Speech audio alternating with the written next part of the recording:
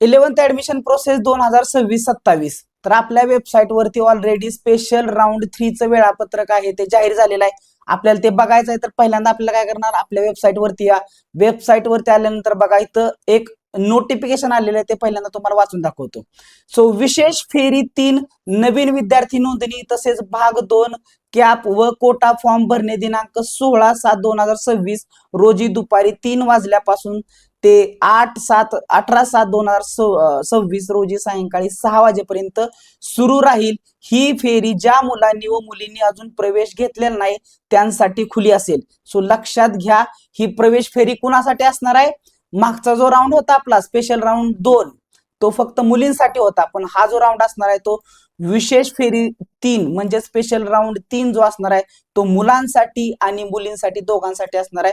त्यामुळे हा राऊंड ते भरू शकतात. आणि आज दिनांक बघा, तुम्ही कोपऱ्यात बघू शकताय, आज दिनांक आहे 16 जुलै 2026 आणि आज दुपारी 3 वाजल्यापासून पूर्णपणे हा राऊंड फिलअप करण्यासाठी चालू होणार आहे. तुम्हाला या व्हिडिओमध्ये मी 100% सांगणार आहे तुम्ही राऊंड 3 कशा प्रकारे भरायला पाहिजे, ज्याद्वारे तुम्हाला 100% काय मिळणार आहे, ऍडमिशन मिळून जाईल स्पेशल राऊंड 3 मध्ये. कारण बघा, कॉलेजेस ऑलरेडी कालपासून चालू झालेले आहेत. जर तुम्हाला ऍडमिशन नाही मिळालं तर तुम्ही कदाचित तुमच्या जे शैक्षणिक प्रोग्रेस आहे त्याच्यामध्ये मागे राहू शकता.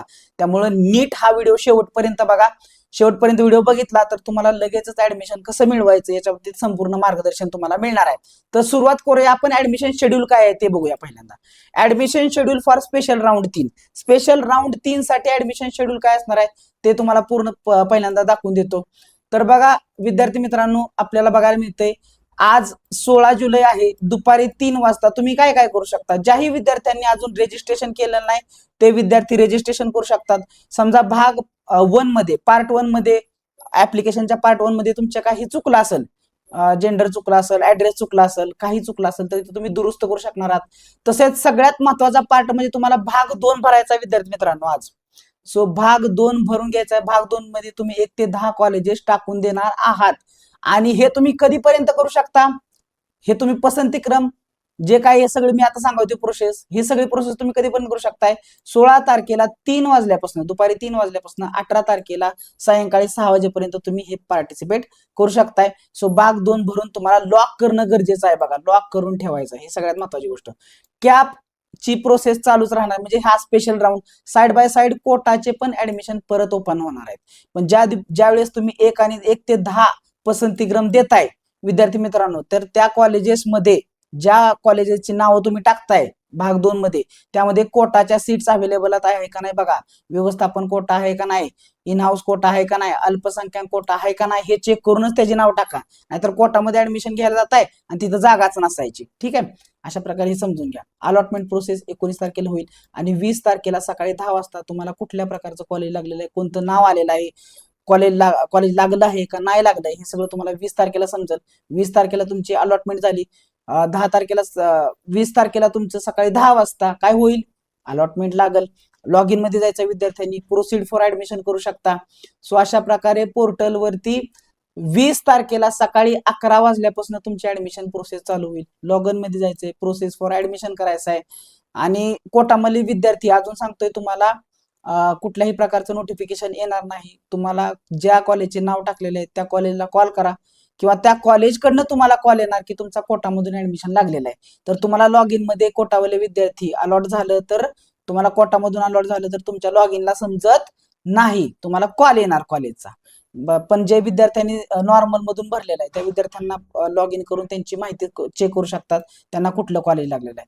त्यानंतर तुमची कागदपत्र, जसं की आधी पण व्हिडिओमध्ये सांगितलेलं आहे, मार्कशीट लागेल तुम्हाला. मार्कशीट लागल्यानंतर तुमचं LC लागणार आहे, त्याचे झेरॉक्स लागतील, ओरिजिनल लागतील, आधार कार्ड लागेल, 2 फोटो लागेल. जर तुम्ही स्पेशल राऊंड आहे, स्पेशल राऊंड आहे म्हणजे काय, कुठल्याही प्रकारचं तुम्हाला कास्टचं बेनिफिट मिळणार नाही, कुठलाही जे तुमचं रिझर्वेशन आहे त्याचं बेनिफिट तुम्हाला इथं मिळणार नाही. फक्त तुमच्या पसंतीक्रम आणि तुम्ही दिलेले तुमचे मार्क्स ह्याच्या बेसिसवरती तुम्हाला ऍडमिशन मिळणार आहे.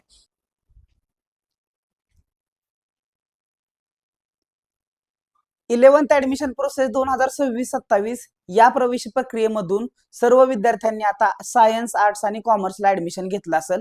त्यातले 11वी सायन्स मध्ये जे विद्यार्थी सध्या शिकणार आहेत त्यांच्यासाठी आपण एक खास गोष्ट घेऊन आलेलो आहे, ते तुम्हाला सांगायचं होतं.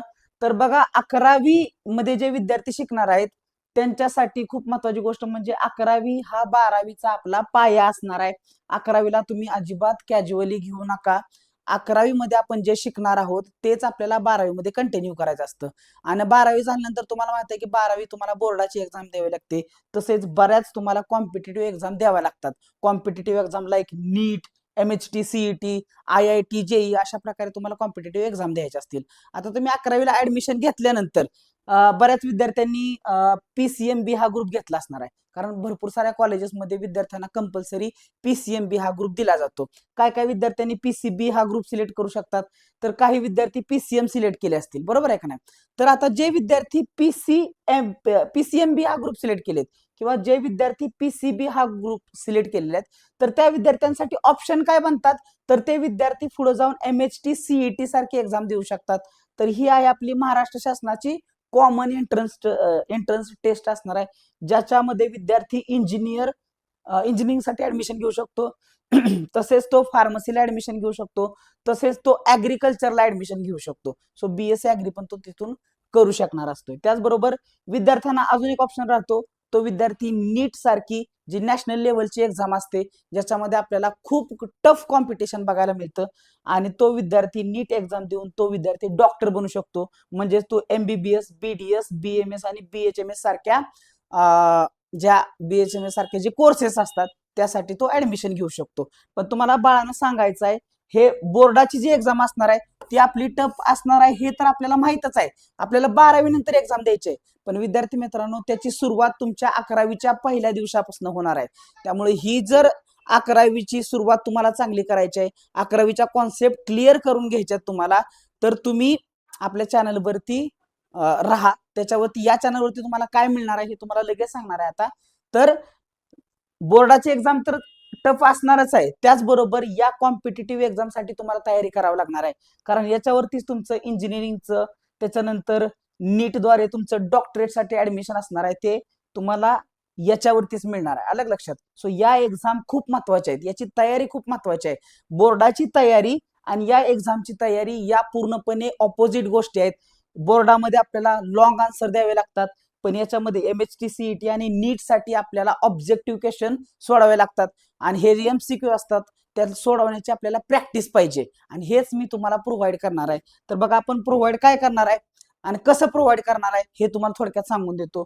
सो ज्या विद्यार्थ्यांनी PCB ग्रुप सिलेक्ट केलेला आहे, ज्याही विद्यार्थ्यांचा फिजिक्स, केमिस्ट्री, मॅथ्स आणि बायोलॉजी हे 2 ग्रुप आहेत, तर त्या ग्रुपमधल्या विद्यार्थ्यांसाठी सब्जेक्ट कोणते असणार आहेत, फिजिक्स, केमिस्ट्री, बायोलॉजी आणि काय काय पोरांचा आपला मॅथमॅटिक्स सुद्धा असणार आहे. तर हे जे विद्यार्थी आहेत ज्यांचा फिजिक्स, केमिस्ट्री आणि बायोलॉजी आहे त्याची पूर्ण तयारी आपण आपल्या चॅनलवरती करून घेणार आहे. सो आपल्या चॅनलवरती तुम्हाला याच्या रिलेटेड ऑलरेडी आपण लेक्चर चालू केलेले आहेत. तुम्ही चॅनलवरती जाऊन जर व्हिजिट करून बघितलं तर त्या चॅनलवरती आपल्याला ऑलरेडी आपण बायोलॉजीचे लेक्चर चालू केलेले आहेत. बायोलॉजीचा 5वा टॉपिक ऑलरेडी आपण चालू केलेला आहे, cell structure and organisation. So lecture already चालू झालेले आहेत. तर लेक्चरची सुरुवात किंवा तुमच्या 12वीची सुरुवात ही तुमची 11वी पासून होणार आहे, हे तुम्हाला लक्षात आलं पाहिजे. ठीक आहे. आता बघा त्याच्यामध्ये आपण काय काय करून घेतो, पूर्ण बोर्डाची तयारी करून घेणार आहे तुमची. ठीक आहे. सगळ्यांना सांगतो बोर्डाची तयारी घेणार, त्याचबरोबर तुम्हाला काय मिळणार आहे ऍडिशनल. सो आपल्या युट्यूब चॅनलवरती फ्री मध्ये तुम्हाला काय काय मिळणार आहे, बोर्डाची तयारी. बोर्डाची तयारी म्हणजे 11वीची पण तयारी, 11th पण घेणार आपण, 12th पण घेणार आहे. काय घेणार आहे पण 11th पण घेणार, 12th पण घेणार आहे. MHT, CET ची तयारी तुम्हाला समजली, MCQ ची प्रॅक्टिस, MCQ कशा सोडवायचे जेणेकरून आपल्याला जास्तीत जास्त मार्क मिळणार आहेत. सो अशा प्रकारे त्याची तयारी आपल्याला करून घेण्यात येणार. त्याचबरोबर तुम्हाला टेस्ट सिरीज मिळतील. टेस्ट सिरीज तुम्हाला इथं फ्री ऑफ कॉस्ट मिळणार आहेत. सो तुम्हाला लेक्चर पण फ्री ऑफ कॉस्ट मिळणार आहेत. त्याचबरोबर नोट्स जे आहेत त्या पण तुम्हाला आपल्या युट्यूब चॅनलवरच्या आपला जो काही डिस्क्रिप्शन उघडलं, तुम्ही युट्यूब चॅनलचं डिस्क्रिप्शन उघडा किंवा आपला कॉमेंट बॉक्स उघडा, त्याच्यामध्ये 11वी साठी आणि 12वी साठी आपण सेपरेट ग्रुप केलेला आहे. तर तिथं टेलिग्राम ग्रुपची लिंक तुम्हाला बघायला मिळते, तसंच तुम्हाला तिथं व्हॉट्सअप चॅनलची तुम्हाला लिंक तिथं बघायला मिळते. तर दोन्हीही जॉईन करून घ्या, जेणेकरून तुम्हाला प्रत्येक नोटिफिकेशन, लेक्चरचं नोटिफिकेशन, PYQचं नोटिफिकेशन, टेस्ट सिरीजचं नोटिफिकेशन, नोट्सच्या बाबतीत जे काय माहिती असेल ती सगळी तुम्हाला त्याच चॅनलवरती बघायला मिळणार आहे. सो टेलिग्राम आणि व्हॉट्सअप चॅनल दोन्ही चॅनल जॉईन करून घ्या, म्हणजे तुम्हाला सगळं नोटिफिकेशन टाइम टू टाइम मिळणार आहे. सो एवढ्या सगळ्या गोष्टी तुम्हाला फ्री ऑफ कॉस्ट मिळणार आहेत. फक्त तुम्हाला एकच गोष्ट करायची आहे, डेली 6 वाजता आपण लाईव्ह लेक्चर घेतोय. डेली आपण 6 वाजता लाईव्ह लेक्चर घेतोय. ते लाईव्ह लेक्चर तुम्हाला जॉईन करायचं आहे आणि जॉईन केल्यानंतर आपण तुमची पूर्ण तयारी आहे तो ऑलरेडी स्टार्ट केलेली आहे. अशाच प्रकारे तुमची तयारी करून घेणार आहे आपण. सो MHT CET नीट याच्या बाबतीचं सगळं मार्गदर्शन तुम्हाला आपल्या चॅनलवरती बघायला मिळणार आहे, अगदी फ्री ऑफ कॉस्ट डेली 6 वाजता. सो आज आपण घेणार आहे eukaryotic cells. So cell structure and organization मधला युकॅरियोटिक सेलचा टॉपिक आपण आज 6 वाजता घेणार आहोत. तर सगळ्यांनी लेक्चर जॉईन करायला विसरू नका. तर भेटूया आपण लेक्चर मध्ये संध्याकाळी बरोबर 6 वाजता. Thank you one and all. Special round आहे म्हणजे काय, कुठल्याही प्रकारचं तुम्हाला कास्टचं बेनिफिट मिळणार नाही, कुठलाही जे तुमचं रिझर्वेशन आहे त्याचं बेनिफिट तुम्हाला इथं मिळणार नाही. फक्त तुमच्या पसंतीक्रम आणि तुम्ही दिलेले तुमचे मार्क्स ह्याच्या बेसिसवरती तुम्हाला ऍडमिशन मिळणार आहे. पण सगळ्यात महत्त्वाची गोष्ट, तुम्हाला डॉक्युमेंट सबमिट करत असताना तुम्हाला सगळे रिझर्वेशनचे डॉक्युमेंट जमा करावे लागतील. अलॉटमेंट होत असताना त्याचा फायदा तुम्हाला मिळणार नाही. अलॉटमेंट होत असताना पण तुम्हाला त्याचा फायदा नक्की मिळणार आहे जेव्हा तुमचं ऍडमिशन हे कम्प्लीट होणार आहे तेव्हा. त्यामुळे विद्यार्थी मित्रांनो, तुम्हाला डॉक्युमेंट जमा करत असताना मार्कशीट, LC हे लागणारच आहे. त्याचबरोबर तुम्हाला काय लागणार आहे, तुम्हाला लागणार आहे महत्त्वाची गोष्ट म्हणजे तुमचे फोटोज, आधार कार्ड, त्याच्यानंतर तुमचे रिझर्वेशनचे सगळे डिटेल्स, हे सगळे डॉक्युमेंट्स तुम्हाला जमा करायचे. जमा केले की तुमचं प्रवेश प्रक्रिया पूर्ण कंप्लीट झाली. फी भरून तुम्ही आपला प्रवेश कंप्लीट करू शकता. समजा आधीच्या राऊंड मध्ये विद्यार्थ्याला ऍडमिशन मिळालं होतं, पण आता ते काय करायचं, कॅन्सल करायचे. तर तो विद्यार्थी 20 ते 22 तारखेच्या मध्येच तो काय करू शकतो, कॅन्सल करू शकतो. तर ज्याही विद्यार्थ्यांना कॅन्सल करायचं आहे आधीच्या राऊंड मध्ये भेटले ऍडमिशन, तर 20 ते 22च्या मध्ये तुम्ही कॅन्सल करून पुढच्या राऊंड मध्ये म्हणजे स्पेशल राऊंड 4 मध्ये अप्लाय करू शकणार आहात. ठीक आहे सर, ही सर्व प्रोसेस आहे. ही आहे आपलं time table for special round 3. तर ज्याही विद्यार्थ्यांनी अजून ऍडमिशन घेतलेलं नाही तर हे टाइम टेबल फॉलो करायचं. आता सगळ्यात महत्त्वाची गोष्ट म्हणजे, जर तुम्हाला 101% ऍडमिशन पाहिजे, किती टक्के, 100% मला ऍडमिशन पाहिजे सर स्पेशल राऊंड मध्ये, तर काय करू, सगळ्यात पहिल्यांदा तुम्हाला 2 गोष्टी चेक कराव्या लागतील. तुम्हाला काय चेक करायचं आहे, त्या कॉलेज राऊंडचं स्पेशल राऊंड 2चा काय कट ऑफ लावला, स्पेशल राऊंड 2चा कट ऑफ काय लागला हे पहिल्यांदा डाउनलोड करावी लागेल लिस्ट. आणि ही डाउनलोड लिस्ट लागल्यानंतर आपल्याला ज्या कॉलेजमध्ये ऍडमिशन घ्यायचं आहे त्या कॉलेजचा कट ऑफ राऊंड 2 साठी किती लागला होता हे आपल्याला बघायचं. म्हणजे जो स्पेशल राऊंड मुलींसाठी लागला होता तर तो त्याच्यामध्ये आपल्याला किती कट ऑफ लागला हे चेक करणं पहिल्यांदा गरजेचं आहे, बरोबर आहे का नाही. तर हे चेक करायचं असेल तर पहिल्यांदा काय करा, सगळ्यांनी लिस्ट डाउनलोड करून घ्या. लिस्ट डाउनलोड करून घेतल्यानंतर तुम्हाला बघा, जनरलचा कट ऑफ फक्त तुम्हाला चेक करायचा, बाकी कुठलाही कट ऑफ चेक करायचा नाही, जनरलचा कट ऑफ चेक करायचा आहे. तर तुम्हाला पहिल्यांदा इथं कॉलेजचं नाव दिसतंय, तुम्हाला इथं फिल्टर लावून घ्यावे लागतील. A to Z उजव्या कोपऱ्यात तिथून तुम्हाला फिल्टर ऍड करावं लागतील. आणि फिल्टर ऍड केल्यानंतर बघा, तुम्हाला इथं काय करू शकता, तुम्ही फिल्टर आधी अप्लाय करून घेऊया. फिल्टर ऍड करून घेतले, फिल्टर अप्लाय होत नाही आहेत तर फिल्टर अप्लाय करून घेऊया आधी. थांबा, फिल्टर अप्लाय करून घ्या, फिल्टर अप्लाय करून घ्या. घेतला, फिल्टर अप्लाय केला की इथं सर्च करायचं आहे. इथं सर्च केल्यानंतर आपल्या कॉलेजचं नाव टाकायचं. समजा इथं आपण द न्यू कॉलेज हे नाव टाकूया. द न्यू कॉलेज असं नाव टाकलं की न्यू कॉलेजचा कट ऑफ येणार बघा. तर आर्ट्सला किती लागलाय, कॉमर्सला किती लागलाय, सायन्सला, आपल्याला सायन्सचा पाहिजे, आपल्याला फक्त सायन्स सिलेक्ट करा. सायन्स सिलेक्ट केलं, ओके केलं तर तुम्हाला सेल्फ फायनान्स्ड, पार्शियली एडेड आणि एडेडचा कट ऑफ तुम्हाला इथं बघायला मिळतोय बघा. तर सेल्फ फायनान्सचा कट ऑफ किती लागलेला आहे, 244 कट ऑफ लागलेला आहे. 244च्या ज्या विद्यार्थ्याला 240 असतील त्याने अप्लाय केला तरी ह्या राऊंडला त्याला ऍडमिशन मिळू शकतं. बघा इथं 277 लागलाय, एडेडचा 326 ला लागलाय जे गव्हर्नमेंट असणार आहे. सो समजा एखाद्या विद्यार्थ्याला 310 आहेत तर ह्या राऊंड मध्ये टाकलं त्या कॉलेजचं नाव तर त्याला ते इझिली मिळून जाणार आहे. ही झाली सगळ्यात महत्त्वाची गोष्ट, म्हणजे पहिल्यांदा आपण कट ऑफ चेक केला, त्या कॉलेजचा कट ऑफ चेक केला. आता त्याच्यानंतर महत्त्वाची गोष्ट आपल्याला चेक करायची आहे, त्या कॉलेजमध्ये वॅकन्सी किती आहेत, वॅकन्सी चेक करायच्या. तर इथे या, गुगलला या, 11th ऍडमिशन प्रोसेस असं टाका आणि तुम्हाला खाली गेल्यानंतर खाली जायचं इथं आणि इथं चूज ज्युनियर कॉलेजेस याला क्लिक करायचं आहे. चूज ज्युनियर कॉलेजला क्लिक केल्यानंतर आपल्याला वॅकन्सी आपण बघू शकतो. काय बघू शकतो? वॅकन्सी किती शिल्लक आहे. तर आपल्याला सायन्स सिलेक्ट करायचा आहे, इथं इंग्लिश मिडियम घ्यायचं आहे. त्याच्यानंतर आपल्याला इथं स्ट्रीम सिलेक्ट करायचं आहे. समजा इथं आपण एडेड घेतलं, कॉलेजचा टाईप सिलेक्ट केला को एज्युकेशन, रिजन सिलेक्ट करायचा आहे तुम्हाला तुमचा. त्याच्यानंतर तुम्हाला कोल्हापूर सिलेक्ट करायचा आहे. तुमचं जे काय असेल ते तुम्ही सिलेक्ट करा. मी इथं कोल्हापूर सिलेक्ट करतोय आणि सर्च करा. तर यामध्ये वॅकन्सी किती, इथं बघा वॅकन्सी दिसते का इथं तुम्हाला. सो इथं वॅकन्सी बघू शकता. द न्यू कॉलेजला वॅकन्सी किती शिल्लक राहिलेल्या आहे. फक्त इन हाऊस कोटामध्ये मॅनेजमेंटमध्ये 8 शिल्लक आहेत, इन हाऊस मध्ये 5 आहेत आणि कॅप मध्ये 3 आहेत. अशा टोटल 16 सीट्स आपल्याला स्पेशल राऊंड 3 साठी बघायला मिळत आहेत. अजून एक वॅकन्सी दाखवतो तुम्हाला. विवेकानंद कॉलेजला वॅकन्सी बघा किती राहिलेल्या आहे.